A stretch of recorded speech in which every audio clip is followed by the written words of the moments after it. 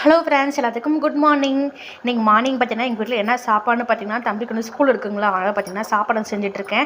என்னென்னு பார்த்தீங்கன்னா, ஃபஸ்ட்டு வந்து வீட்டுக்கு வந்து பருப்பும் வெந்தயங்கீரையும் போட்டு கடையலாம்னு சொல்லிட்டு நல்லா வந்து பருப்பு வேக வச்சுட்டு கீழே நல்லா வந்து அலசியில் போட்டாச்சு. கிளி பருப்பு ஒட்டுக்கு வந்து வெந்துட்டுருக்கு. இதெல்லாம் வெந்த பிறகு நம்ம வந்து தாளித்து கொட்டிட வேண்டியது தான்.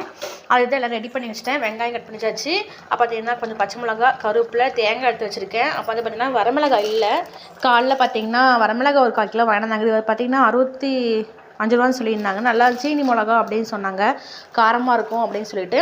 அப்போ பொரியல் பார்த்தீங்கன்னா முட்டைக்கோஸ் வந்து பொரியல் பண்ணலாம் அப்படின்னு சொல்லி விட்டாச்சு. தம்பி வந்து காலைல வந்து கீரையும் அந்த கீரை கடைஞ்சி அதை சாப்பிட்டு போயிடுவாங்க. முட்டைக்கோஸ் பொரியல் வந்து ஸ்கூலுக்கு சாப்பாடில் போட்டு கலையிட்டு தரலாம் அப்படின்னு சொல்லிட்டு அலசி கொடுத்துட்டு கட் பண்ணி அலசி வச்சாச்சு. இந்த பக்கம் வந்து பார்த்திங்கன்னா சாப்பாட்டுக்கு வந்து உலை வச்சுருக்கேன். சாப்பாடு வந்து உலை வச்சுன்னா அது ரெடி ஆயிரும். டைம் பார்த்தீங்கன்னா 7 மணி ஆயிடுச்சு. இன்னும் அரை மணி நேரத்தில் நம்ம இதெல்லாம் சமைச்சு முடிச்சுட்டு தம்பி வந்து தூங்கிட்டு இருக்காங்க. அவர் எழுப்பி வந்து நம்ம ஸ்கூலுக்கு கிளம்பிச்சிட வேண்டியதுதான். இந்த ஃபுல் ரெசிபி ஏதோ வேணும்னா சொல்லுங்கள், நான் வீடியோவாக போடுறேன். இப்போ பருப்புக்கே நல்லா வந்து வெந்துட்டுருக்கு. ஓகே ஃப்ரெண்ட்ஸ், பார்க்கலாம் அப்புறம்.